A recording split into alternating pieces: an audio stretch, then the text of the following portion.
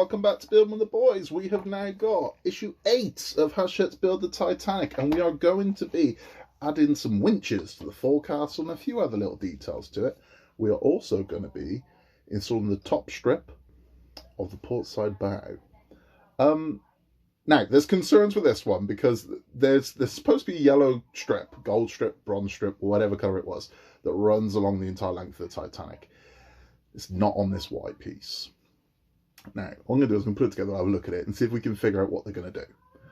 Because I think the most obvious thing is going to be there's just going to be a decal strip, I think, is what's going to do this. It's weird that they've not just painted it on there, but the one thing I'll say for a decal strip, it will mask your join. Okay, so along all the white, rather than seeing joins, the decal strip will just mask all of that, which is a nice thing. I mean, I think when we, people can complain about seeing joins, a long-ass decal strip will cover all that. If that's what they're going to do, I don't know. I might look at it and go, well, actually, I think there might be something that slots in there. Don't know. So that's what we're going to be doing. We're going to be adding some more parts of the forecastle. There is a tiny little bit of glue to be added into this one. Now, you'll see on my forecastle, I've not painted it. Not going to. I'm building stock. You would have seen before on my kind of weekly catch-ups and who we are and what we do and what we're all about. I'm building this stock. I'm genuinely not doing anything until the end. If at the very end I look at it and something's bothering me, then I'll do something. But I'm building it stock. So there's no paint, so mine is as is. So mine will look like yours, unless you're painting yours. So that's the whole point. I kind of want to do it to help anybody that's new to the channel or new to the hobby, new to the builds. That you can just build it stock and it will look quite nice. So that's what I'm doing. So we've got some parts to add to this, and then a part to add to the bow. And then at the end of this, for our history lesson, we are going to be talking about quartermaster Robert Hitchens, who was, wow, he's something. We'll talk about him when we get to that. Anyway, we're going to crack this box open, take a look at the bits, then we're going to put it together. I don't think this was going to take too long, but that might be famous last words. So let's crack it open, take a look. Okay, so here we are again, cardboard box. Loving it. Good for you, Hachette. Good for you. A lot better for our environment, a lot more sustainable than all that plastic we get. Okay, so we have this piece.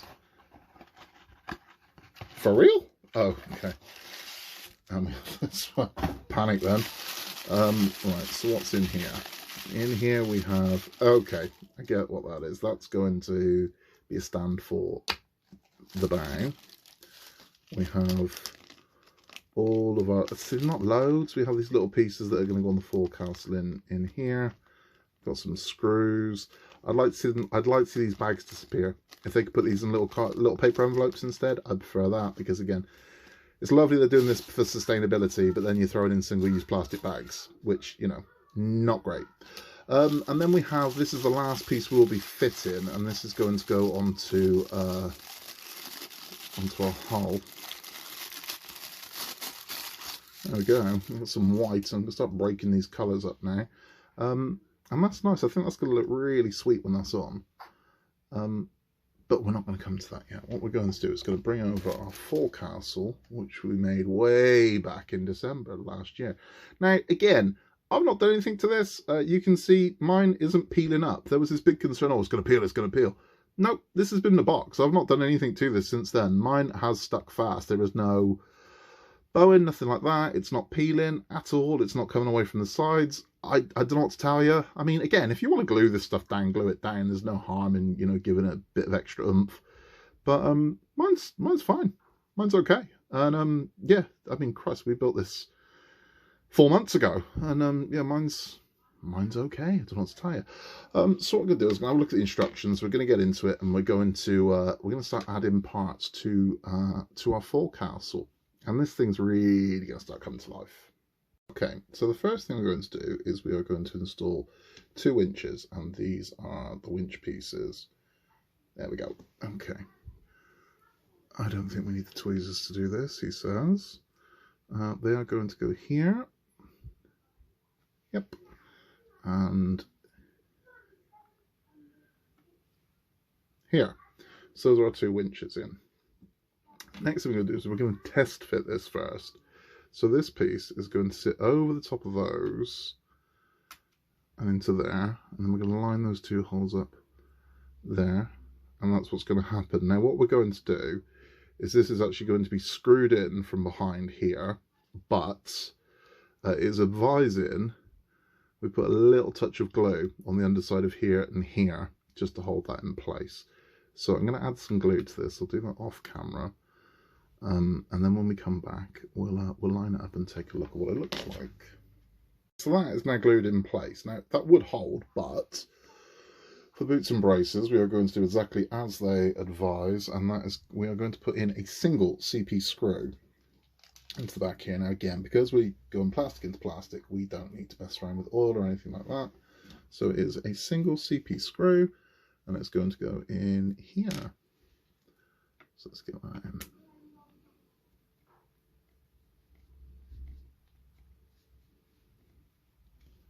That's it. So that's all we got to do. Yeah, happy with that. So that one's in. Now we've got a few more little bits to add. We're going to do that, and that will be complete. Okay, so flipping this around, we've got two cleats to install, and they're going to go here and here. Again, I don't think we need the tweezers. I think we can get away with this, even though I do have ridiculously humongous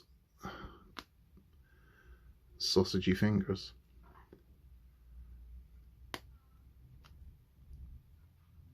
There we go. Right, there's cleat number one in. You might be able to do it a lot faster and a lot smoother than me, because like I said, I've got middle-aged eyes and these goddamn banjo playing hands.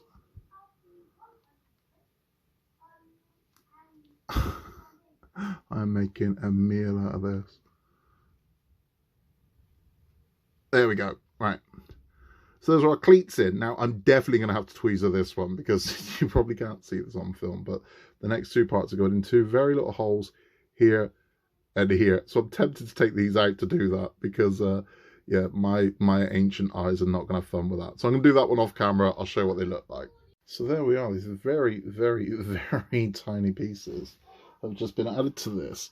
But again, the forecastle really is getting busy now. There's a lot going on this forecastle. But yeah, it was not easy, man. But these are valves are what we've installed. These two tiny pieces there. There we go. So you can see how they've gone in. And I did have to remove. I'd have to remove these to do it because my old eyes were just going, nah, forget it, Scott. You ain't a young thing anymore. You're too old, son. You're out of the game. So yeah, couldn't do it. But there we go. So we've got more on our forecastle, and our forecastle is looking really rather lovely. Happy with it. Yeah, I really like it. I've seen people do some interesting things with the hatch here, and you know, each their own. I get that you want it, you know, how you want it, and that's fine. But again, I'm just building stock, man, and I'm at peace with that. So it's there we go. There's the forecastle. I love looking at this thing. I mean, this is kind of what made me fall in love want to do this model when we first built it back in December. But beautiful thing, man, beautiful thing, and it's just going to get better. It's just going to get better. Next thing we're going to do is we are going to install this piece. So let me read the instructions, find out what we're doing, and let's crack on with it.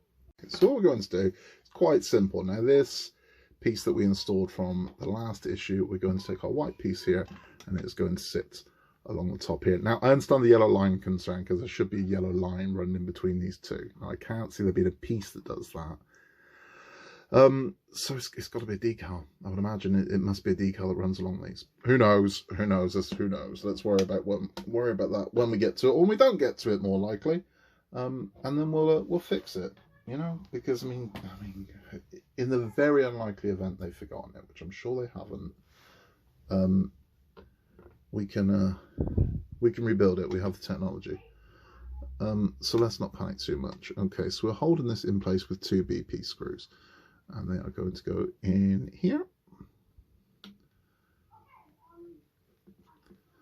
So these are fairly massive screws. Now, I don't need to use any oil on these because this is plastic.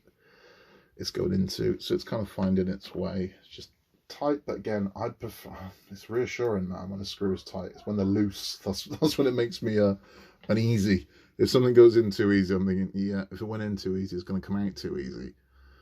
So it's, yeah, I prefer this to be a little tight.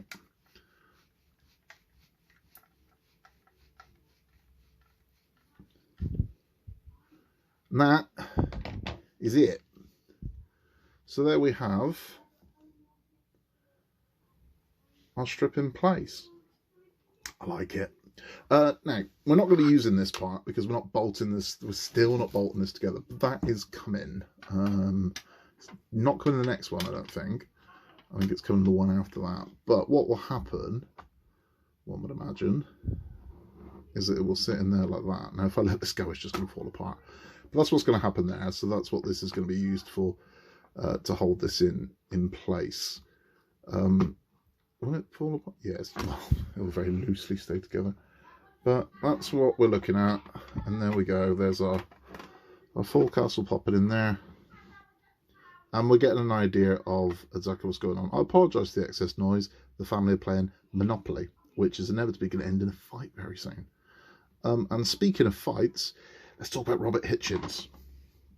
So that is number 8 in the bag. I'm liking it. There's some colour to break this up now, and we sort of get an idea of where we're going with it. I like this. I like this. We've got 3 colours. I understand the concern with the yellow stripe. I understand. I seriously doubt they forgot. You know, it was like, oh God, we've missed it.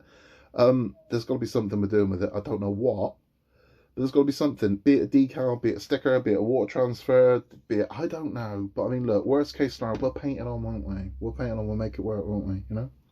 So let's not panic. Let's not panic. Loving this. I really am. Now, it has been slow progress up until this point because it has been fortnightly. So since, I mean, we built the forecastle, the original forecastle, back in December, just after Christmas. I think it was just the day after Boxing Day, I think I got this. So we're like 4 months in. We've only built 8 parts, which is like, Jesus, slow progress. Because it's been 2 a month for like the longest time. But thankfully, that now is all changed. So from issue 9, it's now weekly. So if you're buying it from news agents, you'll be getting them weekly. So bang, bang, bang, every week they come out.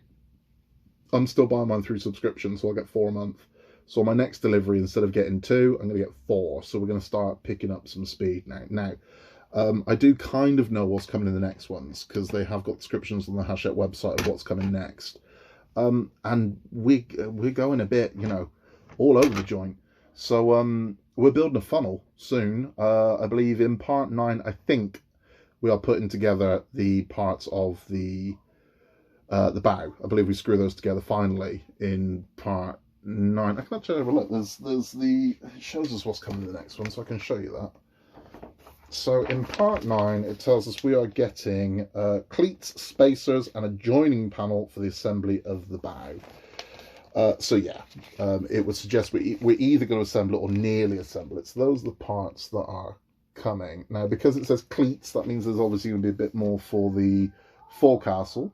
So there's going to be a bit more forecastle being done. And the joining section for the bow doesn't necessarily mean that we're putting the bow together. But what is coming, I mean, is another one of these. You can see that on the page. So the opposite one of these. So maybe it is the point where we join it all together. I don't know. But I know that we are also starting a funnel very soon. So I think it's either 10 or 11 we start making a funnel, which is weird because we got to do attach a funnel too. But we're building a funnel. We're going to start building a funnel. So it's, I mean, that's the one major criticism I have of it, is the fact that we're sort of jumping all over the place. I'd like a structure to build on rather than a box full of bits, because this thing's gonna be that bloody big. I don't want a giant box full of bits. I want to have some structure to start building from. Okay, so I'm hoping we're not gonna, and here's a piece of bow, and now you're doing a bit of stern, and now you can do some superstructure. Now we're gonna do a funnel. Now we're gonna make a propeller. Back to the engine. You know what I mean? I just want to get on with having some structure. Now I know 9, 10, and 11. So there's definitely a funnel. There's the parts that hopefully attach the bow together, and there is more detailing for the engine. So again, it's kind of, I don't know what's coming in 12, but we're still jumping all over the place. So we're working on 3 parts at once. We're working on 4 parts now. We're working on the forecastle, we're working on the hull, we're working on the engine, and now we're building funnels as well. we'll see. So it's a little bit schizophrenic. Anyway, if you were just stopping by for the instructions, thank you for coming. Hope you enjoyed it, and like and comment, subscribe, and thanks for stopping by. If you're staying for your history lesson, we are going to talk about quartermaster Robert Hitchens, and oh my god, what a guy, in the worst possible way. So let's talk all about Robert Hitchens. But before we do that, so you can get an idea of who we're talking about, you can picture the guy in your head. Here is what Robert Hitchens looks like. That's Robert Hitchens. Now, we'll go into his conduct on the Titanic, and a lot of this is debatable, disputable, hearsay, speculation. But I mean, maybe there's no smoke without fire. Maybe it's true, maybe it isn't. I don't know. But it's more what happened after the Titanic that we're going to look at. But what happened? So, Robert Hitchens, he was born in Newlyn in Cornwall in 1882. And by 1906 he was married. And on his marriage certificate he was listed as Master Mariner. That's what he was. And he'd been a quartermaster on many vessels, mainly mail and cargo vessels. But he got the job on the Titanic and it was a big deal. And he was one of 6 quartermasters. There were 6 quartermasters on the Titanic, and he was one of them.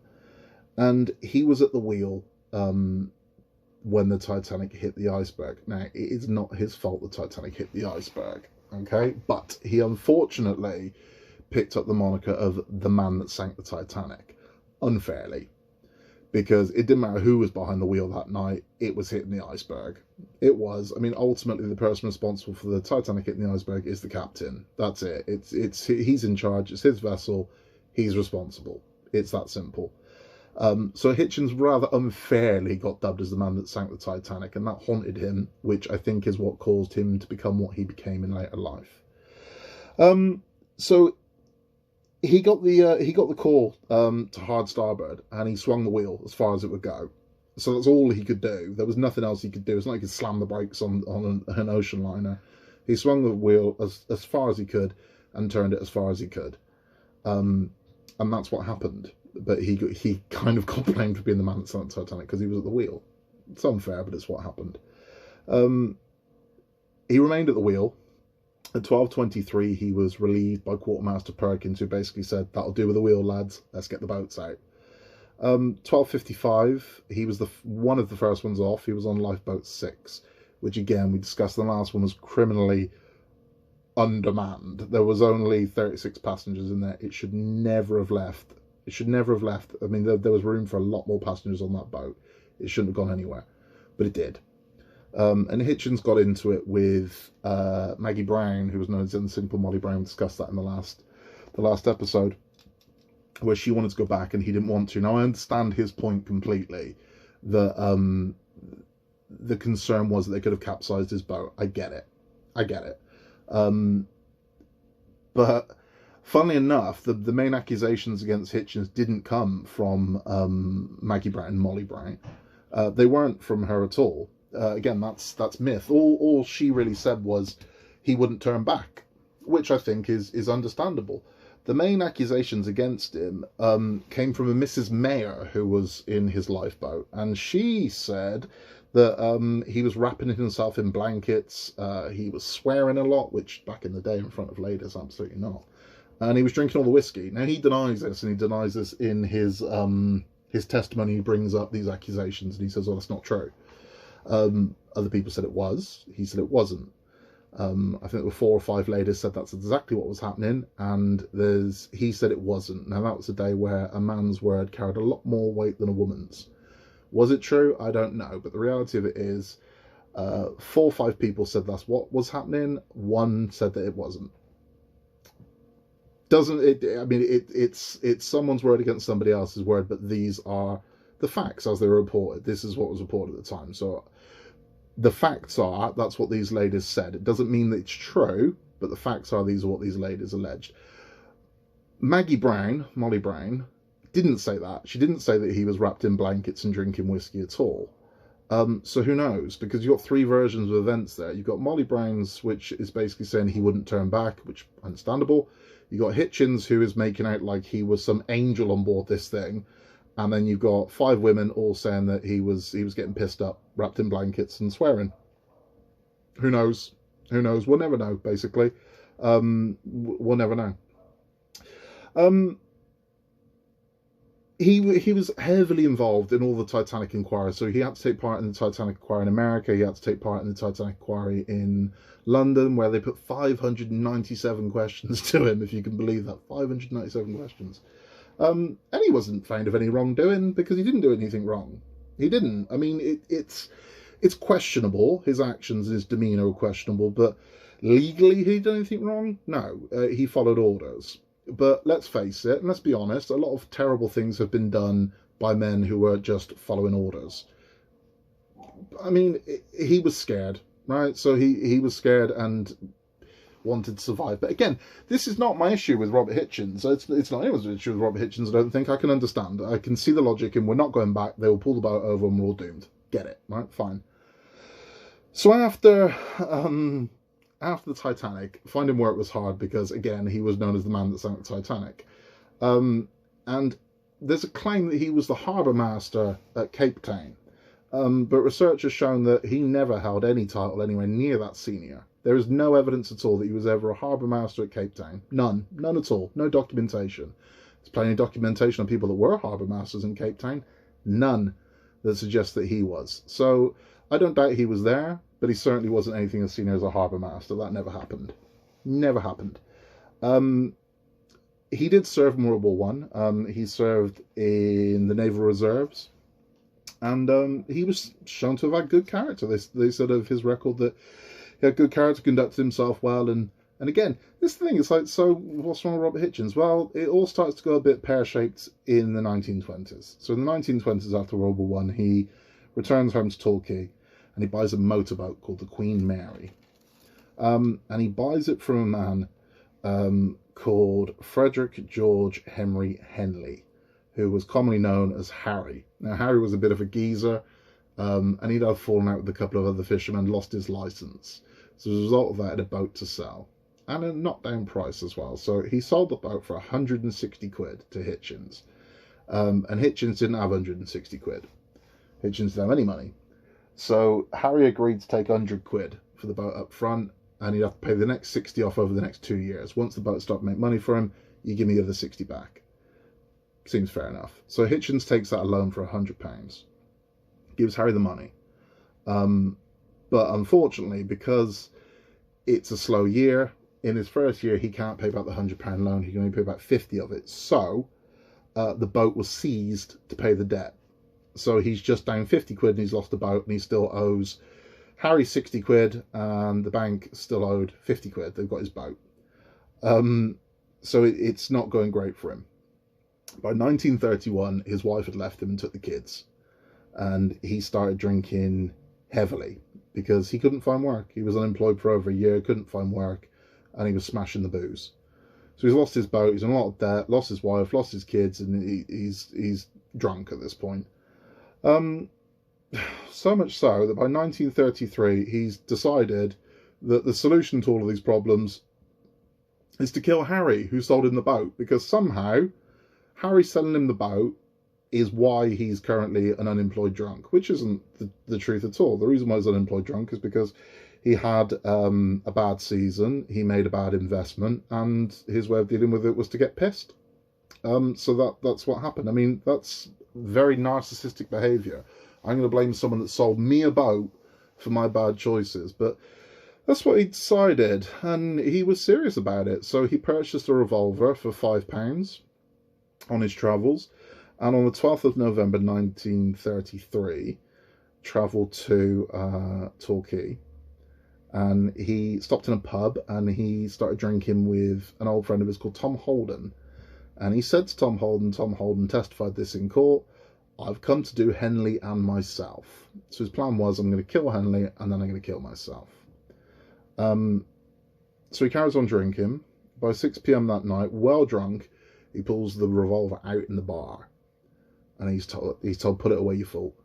And he says, "No, I've come to do Harry." And he said, "Don't swing for him. He's not worth it." And again, he is quoted as saying, "I shan't give the hangman the job," basically saying, "They ain't about to hang me because I'm going to be dead." So by 10 p.m. that night, a taxi driver called Scriving drove him to Harry's house. Scriving actually witnessed what was about to unfold. He knocks on Harry's door. Harry comes out and he says, "What are you doing here?" He's not seen him in 3 years. And he says, "I'm on the floor, Harry, and I need you to pick me up." And he basically asks Harry for money. At this point, Hitchens got both his hands in his pockets and he's got the revolver in his right hand. Harry, slightly taken aback by this, a man he hasn't seen in 2 years, said, "Well, you still owe me 60 quid. Why am I going to give you money?" And he says, "I'm like this because I'm drunk." And Harry says, "And that's my problem as well, is it?" Because again, what's Harry done at this point? Are you kidding?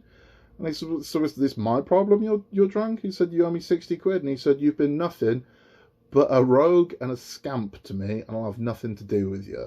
It's at that point Hitchens says to him, "Is this to be your last word?" Pulls the revolver out of his pocket, bang, fires a shot. Now at that point, before he fired the shot, Harry thought he was going to hit him, so he put his hands up. So the gun lands about here. Hitchens fires 2 shots. The first one goes through Harry's head. So it goes in, comes out. Doesn't break a bone, but it goes in and comes out. So it's basically a graze and he loses a lot of blood. He fires another one that goes off into the ground. Harry, being a bit tasty with the old fisticuffs, just lamps Hitchens out. Crack. Straight into the jaw. Knocks him on his ass. Knocks him spark out. Harry, unbelievably, knows he needs to get out of there because this guy's still got a gun. So he just bolts and he heads to the police station, which wasn't that far away from where he lived. So Harry is losing a lot of blood at this point. Hitchens decides, right, well, I'm not going to jail, I'm going to shoot myself. Hitchens puts the gun to his head and pulls the trigger and misses. Hitchens missed shooting himself in the head. So it's here, bang, bullet goes up here, he misses. And when the police arrive, Hitchens is covered in blood, but he's covered in blood because he is absolutely gushing claret from his nose because Harry has lamped him.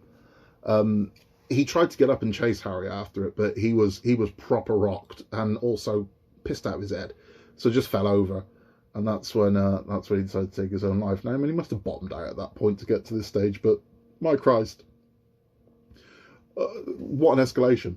When he's arrested by the police, the first thing he says to him, "Is he dead? I hope he is. He's a rat. And if I had a chance, I'd do it again." Probably not the smartest thing to say, because as we all know, anything you say can and will be used against you in a court of law, and it was. They did go incredibly easy on Hitchens, and Hitchens served 4 years in prison. In 1937, he was released from jail. He died 3 years later on board a boat that he was working on at the time. And that is the story of Robert Hitchens, and my Christ, what a guy. For every yin there is a yang. On the opposite side of the boat to where Hitchens was, scarpering with 26 people in his boat, 36 people in his boat, there was another quartermaster, Officer Light Roller, who, despite his name, isn't a character from Star Wars, but one hell of a guy. The anti-Hitchens, if you will. A very, very, very, very impressive man. And we will talk all about him in part 9. So that is it for this week. In a world where you can be anything at all, just be nice. I hope you enjoyed that. Please remember to like and subscribe if you haven't already. And I will see you on the next one.